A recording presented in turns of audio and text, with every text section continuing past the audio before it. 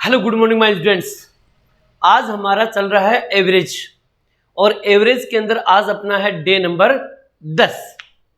तो चलिए करते हैं इस टॉपिक की शुरुआत। बड़े ठंडे दिमाग से और एकदम फ्रेश माइंड से बैठिए ताकि टॉपिक और भी जबरदस्त तरीके से समझ में आए बेटा। ठीक है, आइए करते हैं स्टार्ट। अब देखिए करते हैं इस प्रश्नों की शुरुआत। सबसे पहले ध्यान देना, मैंने यहां पर दो क्वेश्चन लिखे हैं। दोनों क्वेश्चन देखने में एक जैसे लगते हैं, जैसे तीन संख्याओं में पहली संख्या दूसरी की दुगनी है और दूसरी संख्या तीसरी की तिगुनी है। यदि तीनों संख्याओं का औसत 40 हो तो सबसे छोटी संख्या कौन सी होगी। यहां पर दे रखा तीन संख्याओं में पहली संख्या दूसरी से दुगनी है, यहां भी पहली संख्या दूसरी की दुगनी है और तीसरी से तिगुनी है, जबकि यहां पर लिख रखा दूसरी संख्या तीसरी की तिगुनी है। जब कभी ऐसे क्वेश्चन एग्जाम में आते हैं तो बच्चे सोचते हैं कि दोनों प्रश्न सेम ही है, जबकि दोनों सेम नहीं है। अब इन प्रश्नों को करना कैसे है, पहले तो इसकी लैंग्वेज को देखो। ऐसे प्रश्नों में प्रश्नों की लैंग्वेज को ध्यान से पढ़ना बहुत जरूरी है। जैसे यहां देखिए, सबसे पहले यहां देखो पहली संख्या दूसरी की दुगनी है। मान लेते हैं ये पहली संख्या है, ये दूसरी संख्या है। पहली संख्या दूसरी की दुगनी है। मान लीजिए अगर ये 1 है तो ये 2 है। समझ गए? पहली संख्या दूसरी से दुगनी है तो दूसरी से दुगनी हो गई।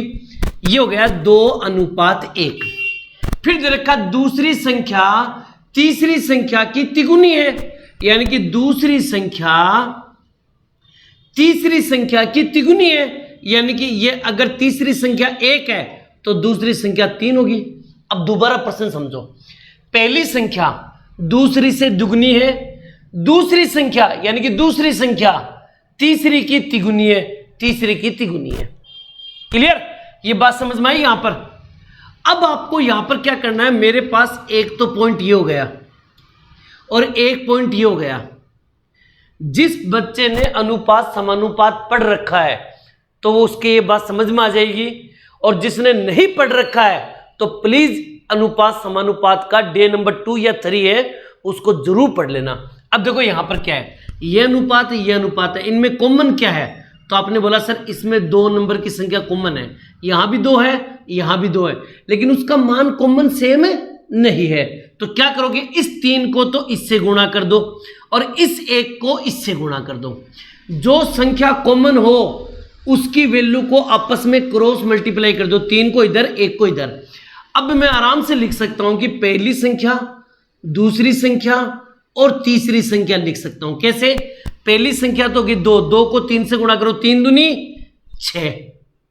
दूसरी संख्या होगी 1, 1 को 3 से गुणा करो, 3 एक कम 3। आप यहां भी गुणा कर सकते हो, 3 एक कम 3, तो इसका उत्तर भी 3 ही आएगा। आई होप कि आप समझ रहे होंगे। अनुपात। फिर तीसरी संख्या 1, 1 एक कम 1। ए लीजिए बेटा, ये पहली दूसरी तीसरी संख्या का अनुपात आ गया। अब उसने क्या बोला है कि यदि तीनों संख्याओं का औसत 40 है, अगर 3 संख्या का औसत 40 है तो उसको 3 से गुणा कर दो, योगफल आ जाएगा। तो मैं क्या कहूंगा कि 40 को गुणा करेंगे 3 से। सर 3 से क्यों? क्योंकि यहां पर 3 संख्या है। अगर 4 संख्या होती तो मैं 4 से गुणा करता, अगर 5 संख्या होती तो मैं 5 से गुणा करता। और बट्टे इन सबको जोड़ के लिख दो, 6 और 3 9, 9 और 1 10, और गुणा उससे करो जो फाइंड करना है। हमें क्या फाइंड करना है, उससे गुणा कर दो। आप कहोगे सर सबसे छोटी संख्या कौन सी है, तो सबसे छोटी संख्या तो 1 है, तो 1 से गुणा कर दो। 0 से 0 कैंसिल, 4 3 12, 12 एकम 12, यही इसका आंसर है। क्लियर? आराम से मैंने बताया इन चीजों को। यहां देखो एक बार, लैंग्वेज वेरी वेरी इंपॉर्टेंट। यहां देखो पहली संख्या दूसरी से दुगनी है। मान लेते हैं पहली संख्या है, ये दूसरी संख्या है। पहली संख्या दूसरी से दुगनी है, अगर ये 1 है तो ये 2 है।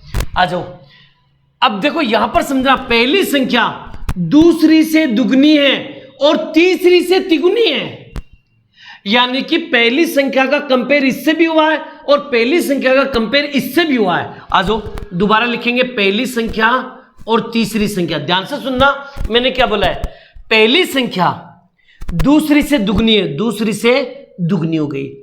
फिर देखा तीसरी से तिगुनी है, तो तीसरी से तिगुनी कौन है? पहली संख्या। यानी पहली संख्या तीसरी से क्या है? तिगुनी है। अगर ये 1 है तो ये 3 है। पहली संख्या दूसरी से दुगनी है, पहली संख्या तीसरी से तिगुनी है।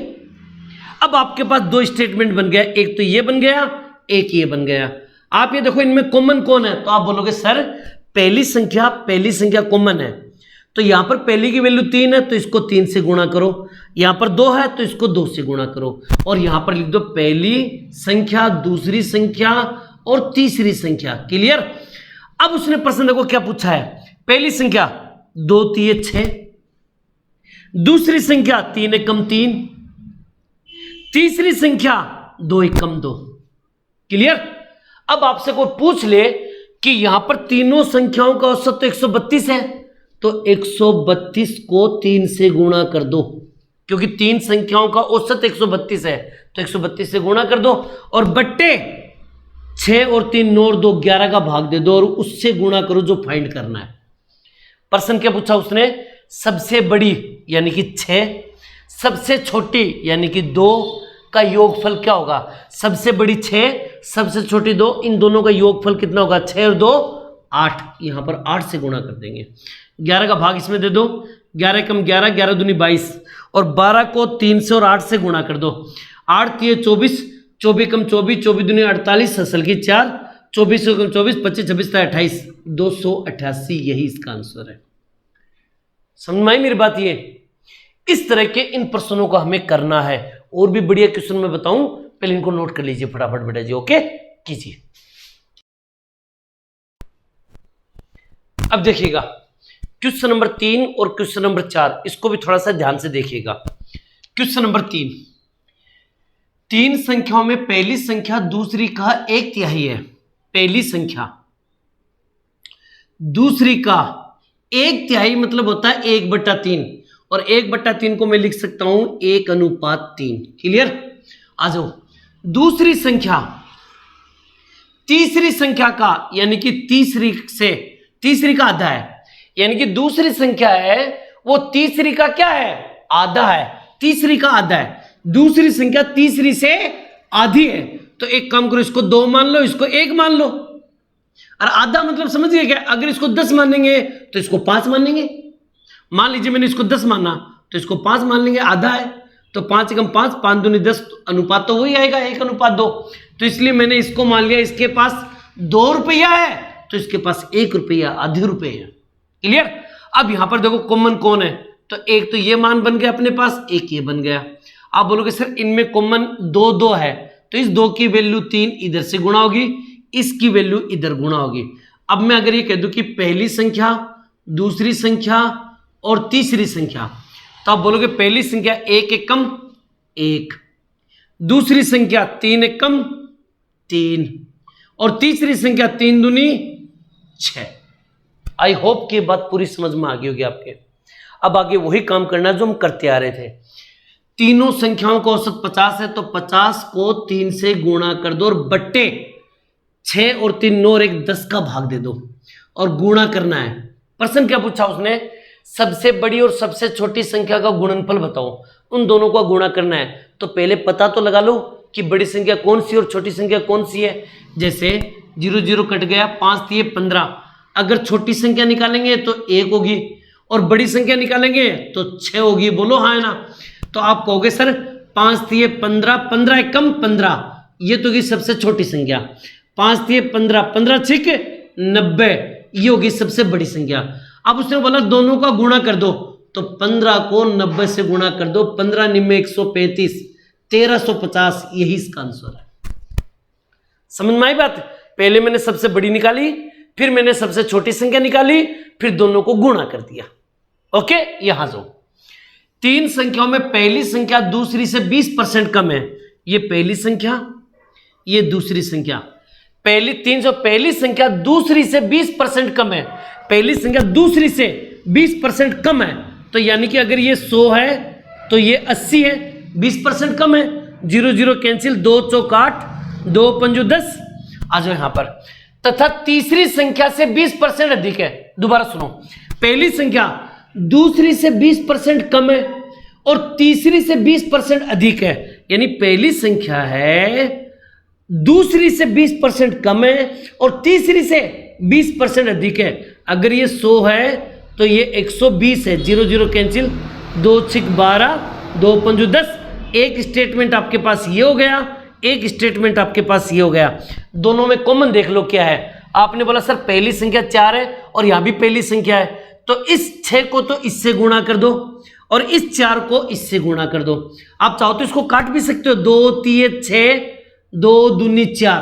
अब गुणा कर दो तो आप बोलोगे पहली संख्या, दूसरी संख्या और तीसरी संख्या। एक बार दोबारा सुनो, मैंने इसको इससे गुणा किया, इसको इससे गुणा किया। अगर ये दोनों संख्या आपस में कटती है तो उसको काट देना चाहिए ताकि गुणा करने में आसानी हो जाए। आ जाओ, पहली संख्या 4, 4 तिये 12, दूसरी संख्या 5, 5 तिये 15, तीसरी संख्या 5, 5 दूनी 10। याद क्लियर? अब वो एक काम कर लो, तीनों संख्याओं का औसत 37 है, तो 37 को गुणा करेंगे 3 से और बट्टा 12 और 15 27, 10 37, ये भी 37 आ गया और गुणा उससे करो जो फाइंड करना है। सबसे छोटी संख्या कौन सी है? तो सबसे छोटी संख्या तो 10 है, तो यहां पर 10 कर दो। 37 से 37 कैंसिल, 10 3 30, यही आंसर हो गया।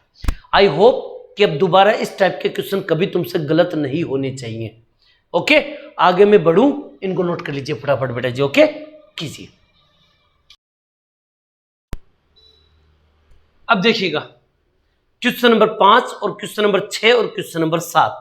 हालांकि इन प्रश्नों में एक एक चीज ध्यान में रखनी है कि एग्जाम में प्रश्न आ जाए तो ये नहीं होना चाहिए कि सर ने ऐसे प्रश्न नहीं बताए। आओ करते हैं स्टार्ट। 20 संख्याओं का औसत 0 है। कितना है? 0। अगर किसी भी संख्या का औसत 0 आ जाए तो और प्रश्न ही पूछे अधिकतम कितनी संख्याएं 0 से बड़ी हो सकती है या 0 से छोटी हो सकती है। बड़ी भी पूछ सकता है, छोटी भी पूछ सकता है, कोई दिक्कत नहीं है। जितनी संख्याएं दे रखी है उसमें से एक कम कर दो, उत्तर आ जाएगा 19। यही आंसर है। बस याद रखना इस प्रश्न को। जैसे 1088 वास्तविक संख्याओं का औसत 0 है, औसत क्या गया? 0 गया। अधिकतम कितनी संख्याएं जो ऋणात्मक हो सकती है? ऋणात्मक का मतलब क्या होता है? 0 से छोटी। क्लियर? तो अधिकतम कितनी संख्याएं जो ऋणात्मक हो सकती है? कुछ नहीं करना आपको, 1088 में से एक कम कर दो, 1087। यही इसका राइट आंसर है। बस याद रखना इन प्रश्नों को। ओके, यहां जाओ। 9 क्रमागत संख्याओं का औसत n है। देखिए, ऐसा प्रश्न जो क्रमागत दे रखा हो और औसत में दे रखा हो, n हो, p हो, t हो, कुछ भी हो, एक काम करना, सबसे पहले 9 नंबर लिख लो। 1 2 3 4 5 6 7 8 9। क्लियर? इन 9 संख्याओं का औसत n है। n को तो मारो गोली एक बार। पहले ये 9 संख्या देखो, इनका औसत क्या होता है? तो आप बोलोगे सर बीच की संख्या, और बीच की संख्या कितनी है? 5 है। समझ गए मेरी बात? ये अब बोल रहा है कि अगली 2 संख्या भी शामिल कर ली जाए। आ जाओ कर लेते हैं। 1 2 3 4 5 6 7 8 9, 10 को भी ले लिया और 11 को भी ले लिया। अगली 2 संख्या और शामिल कर ली। अब मुझे बताओ कि इसका औसत क्या होगा। अब औसत बताओ। तो आपने बोला सर 11 और 1 12, 12 में 2 6, इसकी औसत होगा 6। पहले औसत कितना था? 5। अब औसत कितना हो गया? 6। तो आपने बोला सर 5 से 6 हो गया, कितना बढ़ गया? आपने बोला सर 1 बढ़ गया। कितना बढ़ गया? 1। अब आओ प्रश्न पे। 9 क्रमागत संख्याओं का औसत n है। यदि अगली 2 संख्या भी शामिल कर ली जाए तो नया औसत क्या होगा? तो आप बोलोगे सर पहले औसत क्या था? n, और अब नया औसत क्या होगा? तो इसमें 1 बढ़ जाएगा, n+1 आंसर। क्लियर? यहां पर देखो 5 था, 5 से 6 हो गया तो 1 बढ़ गया, तो यहां भी 1 बढ़ जाएगा। खत्म कहानी। अगर कम होता तो यहां भी कम हो जाता, अगर यहां 3 बढ़ता तो यहां भी 3 बढ़ जाता। बस यही आंसर है। समझ में आई बात? ये ऐसे क्वेश्चन और भी मैं करवाऊं, पहले इसको नोट कर लीजिए फटाफट बेटा जी। ओके कीजिए। अब देखिए क्वेश्चन नंबर 8 और क्वेश्चन नंबर 9, ध्यान से देखना इन प्रश्नों को। 6 क्रमागत संख्याओं, प्राकृत संख्याओं का औसत m है। m आ गया, हटाओ। 6 ले लो संख्या। 1 2 3 4 5 और 6 ले ली 6 संख्या। अब हमें ये बताओ इनका औसत क्या होगा। तो आपने बोला सर 3 इधर चली गई 3 इधर, तो बीच में इसका औसत होगा 3.5। लीजिए भाई इनके बीच में औसत क्या होगा, बीच वाली संख्या, तो 3.5 होगा। या ऐसे भी कह सकते हो 1 और 6 कितने हो गए 7, पहली और अंतिम संख्या को जोड़ दिया 7, 7 का हाफ कर दो 3.5। ओके, अब देखा यदि अगली 3 संख्याएं भी शामिल कर ली जाए, आ जाओ 1 2 3 4 5 6, ये तो था ही।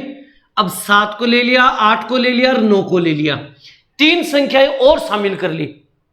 अब देखो इनका औसत देखो, 9 और 1 10, 10 का हाफ 5, औसत 5 हो जाएगा। पहले औसत था 3.5, अब औसत हो गया 5। बताओ भाई कितना बढ़ गया, कितना बढ़ गया, पहले 3.5 था अब 5 हो गया, तो 1.5 बढ़ गया। कितना बढ़ गया 1.5। उसने बोला नया औसत क्या होगा, तो पहले औसत क्या था m प्लस 1.5, ये बढ़ गया। यही इसका राइट आंसर है, खत्म कहानी। ओके, इसी प्रकार यहां जो 5 क्रमागत सम संख्या याद रखना, तो एक होगी 2 4 6 8 10, 1 2 3 4 5 हो गई, औसत हो गया 6, और बीच वाली संख्या 6 है। आगे देखो यदि अगली 5 सम संख्या और शामिल कर ली जाए, तो देखो 2 4 6 8 10, अगली 5 संख्या और ले लो, 12 14 16 18 20, ये ले लिया हमने, अगली 5 संख्या और ले ली। क्लियर, देखो यहां 1 2 3 4 5 संख्या और ले ली। अब प्रश्न देखो इसका औसत निकालो, तो 20 और 2 कितने हो गए 22, 22 का हाफ कर दो 11, यानी कि इनका औसत होगा कितना 11। अब तुम खुद सोच के देखो पहले औसत कितना था 6 और अब औसत कितना है 11, तो कितना बढ़ गया, तो आपने बोला सर 5 बढ़ गया। अरे 6 से 11 हो गया, तो औसत था k, इसमें 5 और बढ़ गया। क्लियर, अगर ये पूछे, दोबारा सुनो, पहले औसत कितना था 6, अब कितना हो गया 11, तो कितना बढ़ गया 5। तो अगर ये प्रश्न पूछे कि नया औसत क्या होगा, तो हम बोलेंगे k प्लस 5 होगा। क्लियर, लेकिन उसने पूछा क्या है k से कितना अधिक होगा, तो हम बोलेंगे 5 अधिक होगा। कितना होगा 5 अधिक होगा, यही इसका राइट आंसर है। कितना अधिक होगा 5। अगर ये पूछे कि नया औसत क्या होगा, तो k प्लस 5, k से कितना अधिक होगा, तो 5 अधिक होगा। ओके, एक क्वेश्चन और मैं बताऊं, इनको नोट कर लीजिए फटाफट बेटा जी। ओके कीजिए, इस डे का last and final question, question number 10, और थोड़ा सा ध्यान देखिएगा इन प्रश्नों को मुझे करना कैसे है। 6 संख्याओं में प्रथम 5 संख्याओं का योग छठी संख्या से 7 गुना है। अच्छा एक काम करते हैं, 1 2 3 4 5 6, ये 6 संख्या है, 1 2 3 4 5 6। उसने क्या बोला है, इसको आप ए बी भी मान सकते हो, A B C D E और ये एफ।